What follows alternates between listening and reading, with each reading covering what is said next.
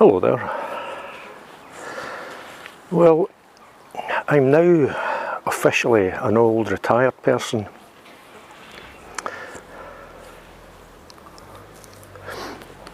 And in the last couple of weeks I've been sort of transitioning, you might say, from working life to being retired, which is what I now am.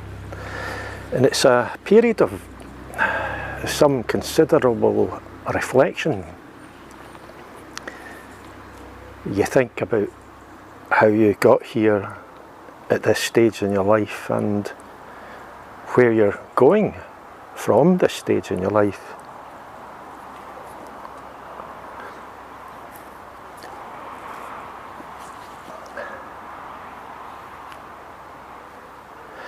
And I had a break for a couple of days there just to sort of mark that transition.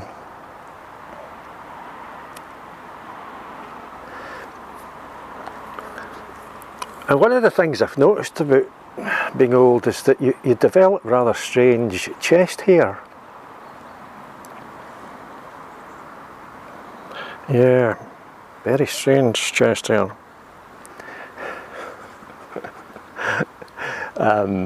It's a new wind thing from my mic. That's what it is, it's not chest hair.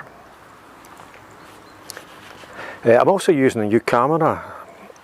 I wanted to shoot 4K videos, which, as I may have said previously on another video, it just means the videos are a bit sharper and they look better on a large television, for example.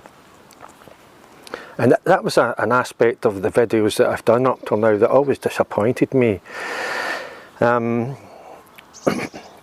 upload them to YouTube, and if I watched them on the monitor, the computer monitor, then they look not too bad sometimes, but even then sometimes I could see deterioration in quality. And if I watched them on the big television, there was quite a marked deterioration in quality from, you know, what you're looking at when you're actually on the ground shooting the video. And I wanted these videos to be as if you're actually there looking at what I'm looking at. I wanted the quality to be the same as real life, which is practically impossible, but with 4K we're getting there, and I very much hope that the videos that you'll see from now on will be a better quality and you'll be able to watch them on the big television. That's an old man's term, isn't it? The big television. We didn't have big televisions in the old days. They were all about that size.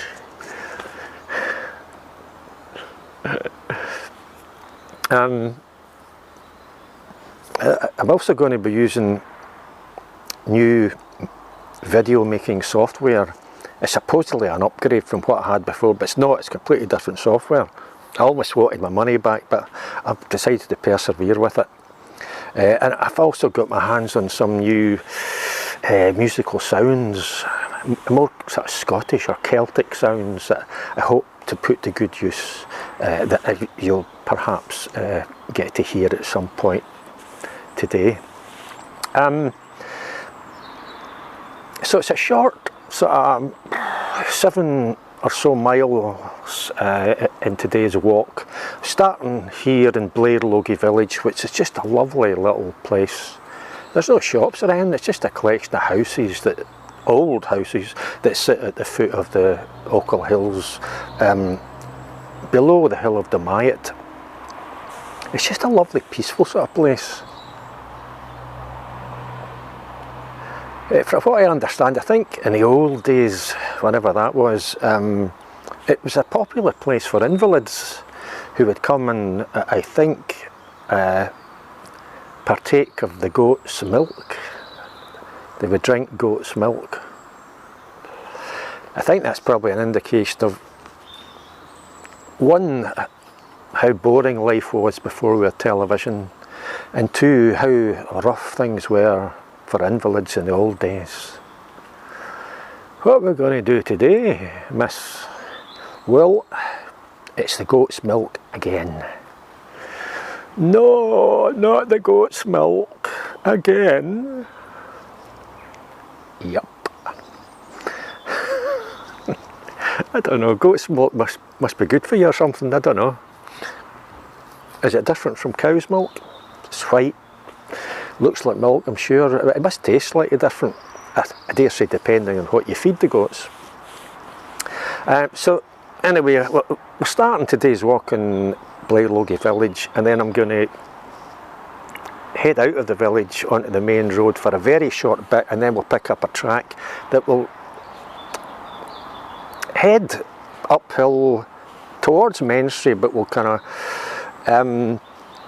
skirt the other side of the hill of Dumyat, and we'll sort of be above Menstrie Glen. Then the track takes us round behind Dumyat, and then we'll join the Sheriff Muir road for a short bit, going downhill, and then we'll head onto the hill and sort of head downhill that way towards the old Kirk at Blairlogie.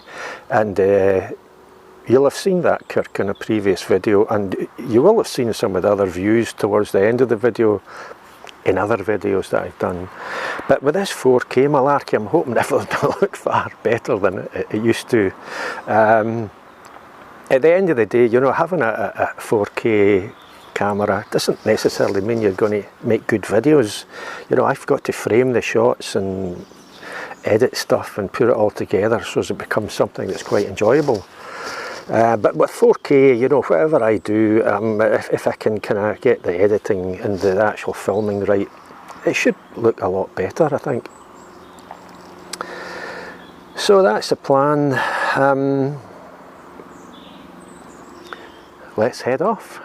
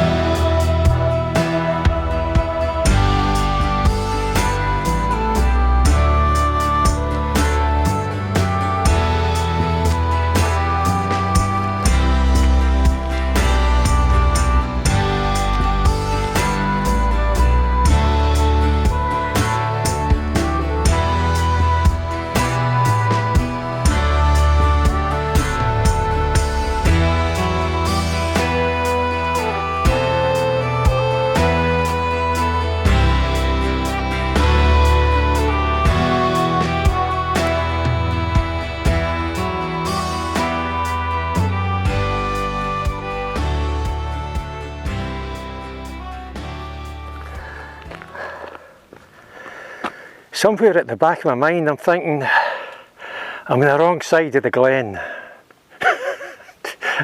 That's Menstrie Glen there. I'm thinking I should be over there. What am I doing here? It's been many years since I've been in this exact area. In the past I will have been on this track.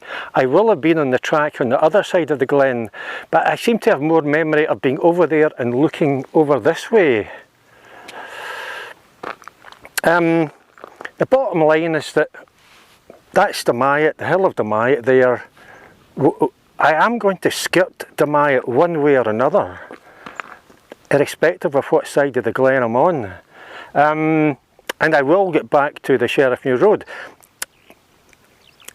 Whether I'm going to meet up with the old steading, and I think it was called Jerah, I could be wrong. I'm not sure about that. I would like to have another look at that. I've looked at it in the past. So we'll see how we go. I mean, we'll follow this track and play it by ear. Either way, I'm not going to get lost, you know. Hopefully.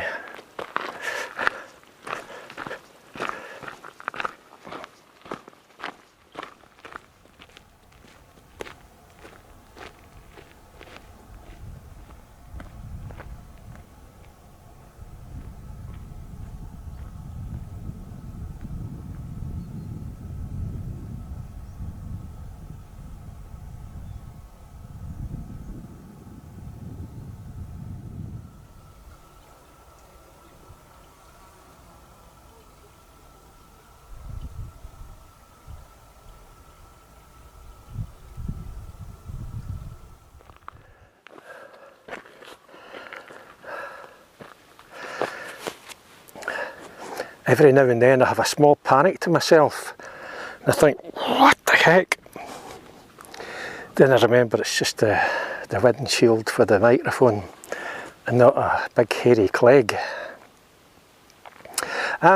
This looks as if it might be an opportunity for me to correct what I think may have been an initial error in being in the wrong side of Menstrie Glen. Because this track splits, it goes down that way. It looks as if it perhaps goes over this shallower part of the glen onto the track on the other side. Because it would have been nigh impossible to cross the glen further down. It's ravenous. Ravenous? It's a deep ravine. I don't think ravenous is the word, is it? It's not a hungry glen. But ravenous does sound as if it might properly describe a very deep ravine. Anyway, yeah, so I was going to go keep on this track, then I thought, no, my gut feeling is telling me, my gut is telling me that this is the way to go. And of course, I've also got the wrong map with me. I've got the Stirling map, but as is often the case and has been a kind of major issue throughout my whole life, we're walking on the very edge of a map, so that I need two maps. I need the Perth map, which I don't have with me. You know, there you go.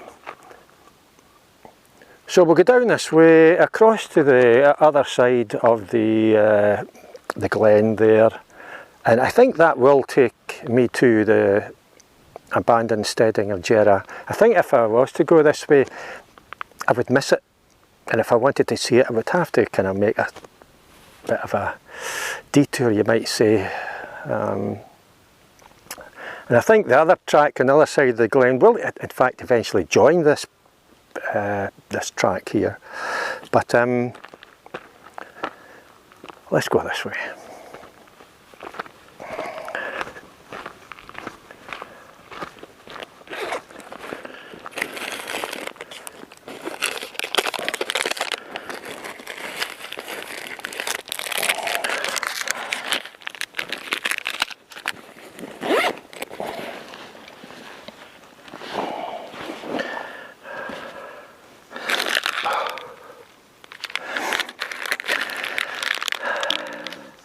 Well, I think I figured out what's going on. One, I should have been on this side of the glen, although at the moment I can't think how I would have joined that track near Menstrie. I can't quite picture that. But the track that I opted to come down there, that sort of took me over this shallower part of Menstrie Glen, is actually the way I head back, or not back, but it is my route that will take me towards the Sheriff Muir Road. And I'm obviously just a little bit confused because it's that long since I've been in this area. I used to walk this quite a lot because it was a nice little sort of circuit walk. And I thought this is Jerah. And maybe it is. There's that many sort of little ruins here. I'm not entirely sure what's going on. Just I heard laughing over there, and I've looked into the trees there, and I can see a building that's less ruinous than this one. It doesn't have a roof, it is a ruin. But I think maybe that's Jerah. I mean, maybe it's all Jerah, you know, but there's obviously quite a few ruins just right here. Maybe a little township at one time.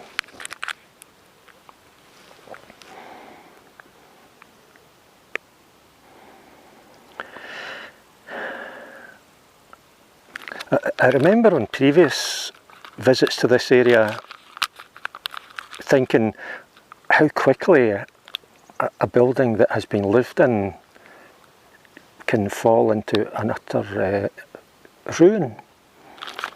I think Jerah, if I've got the name right, was possibly occupied as late as the 1930s. It sounds fairly recent, but I suppose if you really think about it, that's almost 100 years ago.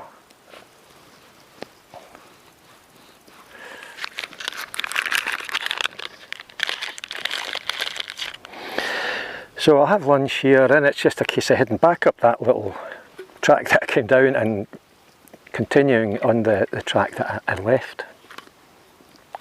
And that'll take me to the Sheriff Muir Road, and we'll go downhill from there.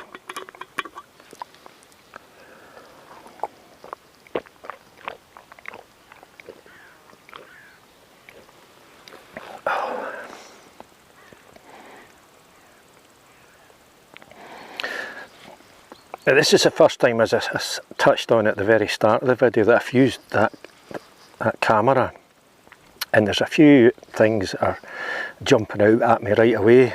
In many ways this is a sort of test just to, so that I can familiarise myself with the camera.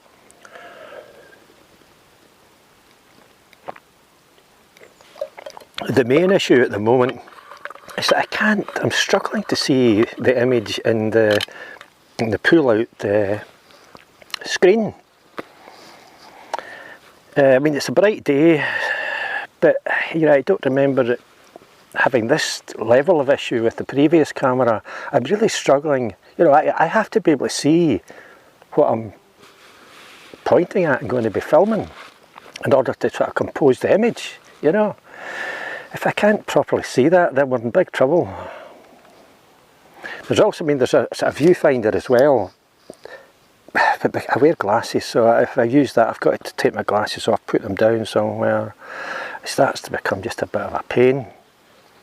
So I'll need to figure out what's going on with the little fold-away screen. Maybe I can adjust the brightness of that or something, I don't know. It's early days, you know, it's a learning process.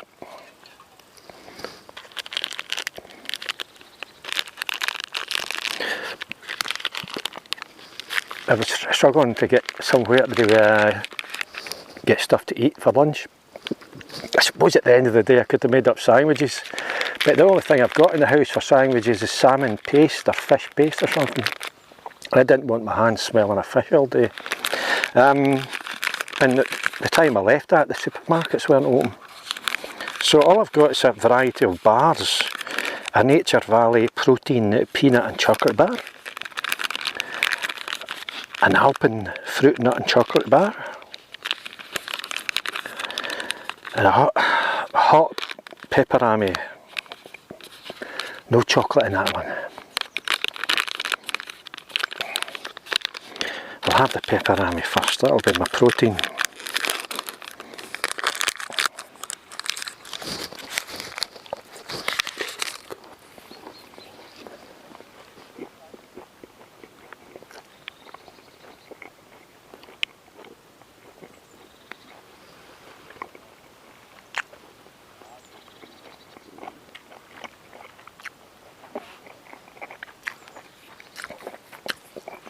This must have been, what's hot?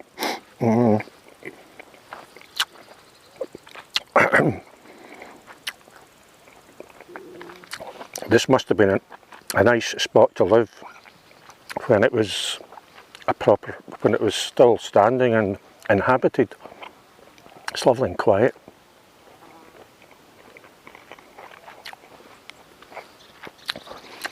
And you would have to have been pretty self-sufficient.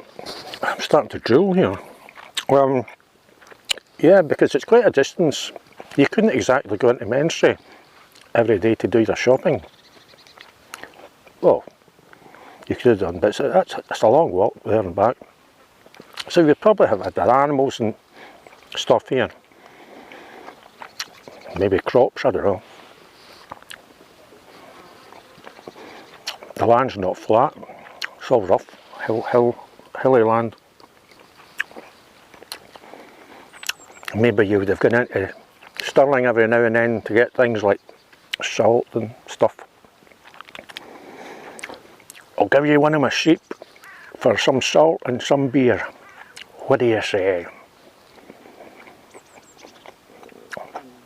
They probably have brewed their own beer right enough. But what a lovely spot.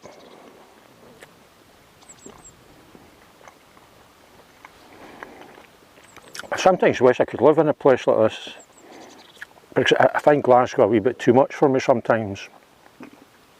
It's just too noisy.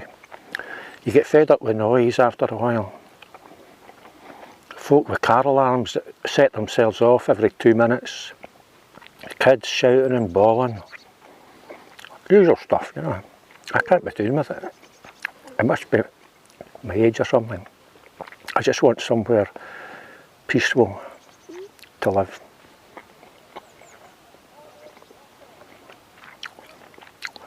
Some place that where I can snore without disturbing people for miles around.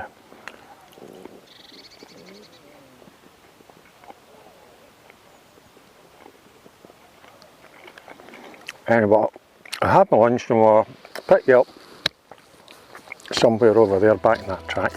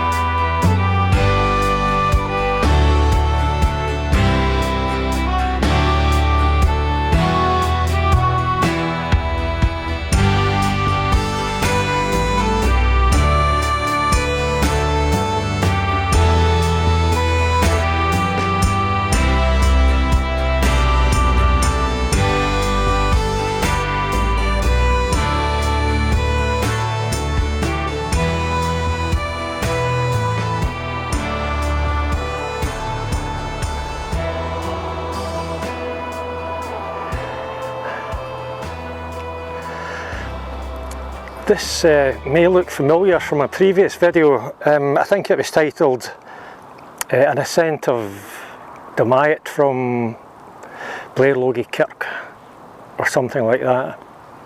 And that's the Wallace Monument behind me. Wonderful view here, but there is a sheer drop. Be very careful.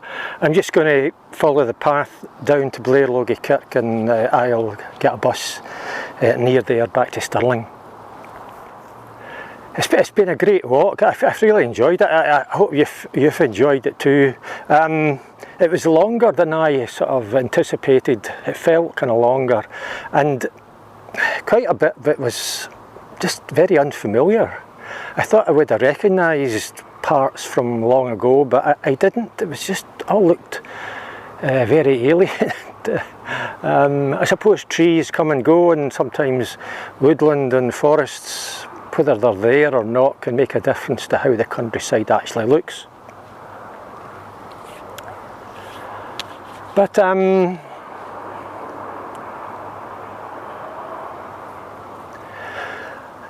Eddie Burns. Until the next time, take care.